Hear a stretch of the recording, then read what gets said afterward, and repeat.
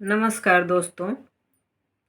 आज अथर्ववेद में वर्णित 20 औषधियों और उनके उपयोग के बारे में बात करेंगे। तो अथर्ववेद को तो वैदिक आयुर्वेद भी कहते हैं। इसका आधार औषधि और उपचार पर भी आधारित है और विभिन्न प्रकार की औषधियों का उल्लेख इसमें किया गया है जो शरीर को रोग मुक्त करने और स्वास्थ्य को बनाए रखने के लिए उपयोगी हैं। ये औषधियाँ जड़ी बूटियों और प्राकृतिक तत्वों से संबंधित है। यहाँ अथर्ववेद में वर्णित जो सूक्त हैं उनमें से मैंने 20 चुने हैं और इनको मैं बताती हूँ। तो पहला है सोमलता। सोमलता एक पवित्र औषधि है और पेय है। इसे देवताओं का प्रिय पेय माना जाता था। उपयोग इसका रोग प्रतिरोधक क्षमता को बढ़ाने के लिए और शरीर को शुद्ध करने के लिए इसका उपयोग किया जाता है। दूसरा है हरिद्रा, जिसको हल्दी बोलते हैं हम लोग। परिचय है। हल्दी का वर्णन एक शक्तिशाली औषधि के रूप में है और सूजन कम करने, त्वचा रोगों और घाव भरने में इससे मदद मिलती है। अश्वगंधा परिचय, इसे बलवर्धक औषधि कहा जाता है। इसका उपयोग शारीरिक शक्ति बढ़ाने, तनाव कम करने और ऊर्जा प्राप्त करने के लिए किया जाता है। अमृता, जिसको गिलोय कहते हैं आम भाषा में, इसे अमृत तुल्य औषधि माना गया है। उपयोग इसका कैसे करते हैं? बुखार, रोग प्रतिरोधक क्षमता बढ़ाने और पाचन सुधारने में करते हैं। ब्राह्मी परिचय, इसे स्मरण शक्ति और मस्तिष्क को तेज करने वाली औषधि कहा गया है। इसका यही परिचय है।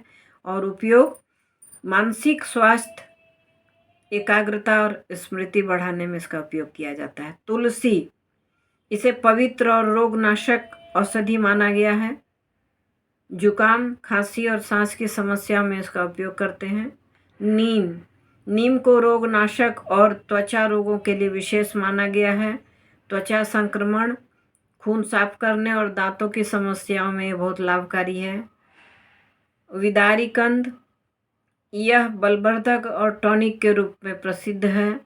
शारीरिक कमजोरी, थकावट और ऊर्जा प्राप्त करने में इससे मदद मिलती है। अशोक, इसे महिलाओं के स्वास्थ्य के लिए उपयोगी माना गया है। मासिक धर्म संबंधी समस्याओं और गर्भाशय के स्वास्थ्य के लिए बहुत ही जरूरी है। शतावरी, इसे महिलाओं की विशेष औषधि कहा गया है। प्रजनन, स्वास्थ्य, स्तनपान और हार्मोन संतुलन में इसका उपयोग किया जाता है। यष्टि मधु, जिसको मुलेठी बोलते हैं आम भाषा में, यह मिठास युक्त औषधि है। गले की खराश, खांसी और पाचन संबंधी समस्याओं में इसका उपयोग करते हैं। पिप्पली, इसे पाचन तंत्र के लिए उपयोगी माना गया है। खांसी, बुखार और भूख बढ़ाने में यह बहुत मददगारी है। अरणी बोलते हैं और आम भाषा में अरणी का वृक्ष बोलते हैं। इसे यज्ञों और चिकित्सा में उपयोगी माना जाता है। हृदय और तंत्रिका तंत्र को मजबूत करने में यह बहुत मददगार है। कटुकी, यह जड़ी बूटी विशेष रूप से यकृत के लिए उपयोगी है। पीलिया और यकृत विकारों का उपचार इससे होता है। नागरमोथा, इसे पाचन तंत्र के लिए उपयोगी माना गया है। भूख बढ़ाने, अपच और दस्त में इसका उपयोग करते हैं। अर्जुन, यह वृक्ष हृदय के स्वास्थ्य के लिए बहुत उपयोगी है। इसके छाल का उपयोग किया जाता है। रक्तचाप, हृदय रोग और रक्त संचार सुधारने में इससे मदद मिलती है। भृंगराज, इसे बालों के लिए विशेष औषधि माना गया है। बालों का झड़ना रोकने और काले बाल उगाने में यह सक्षम है। दारू हरिद्रा, इसे नेत्र रोगों के लिए उपयोग किया जाता है।